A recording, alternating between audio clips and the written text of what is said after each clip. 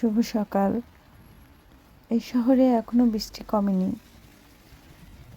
এখনো অনবরত চলছে তো চলছেই। শীতও কমেনি। এর ভিতরে আসলে জনজীবন থেমেনি। জনজীবন তার মতো করেই চলছে।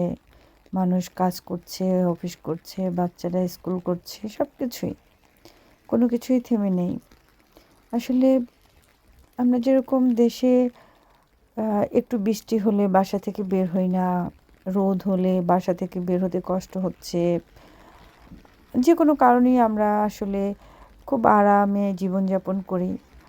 আ বিদেশে কিন্তু এরকমটা না। তারা আসলে খুব আ কর্মঠ মানুষ। যেকোনো ওয়েতেই তারা তাদের কাজগুলো করে। তো এই বৃষ্টির মধ্যেও আসলে এই যে আমি রাস্তায় হাঁটছি, আ স্কুলে দিলাম যাওকে প্রতিদিনের মতো। এই তো আমাদের জীবন চলছে এমনই।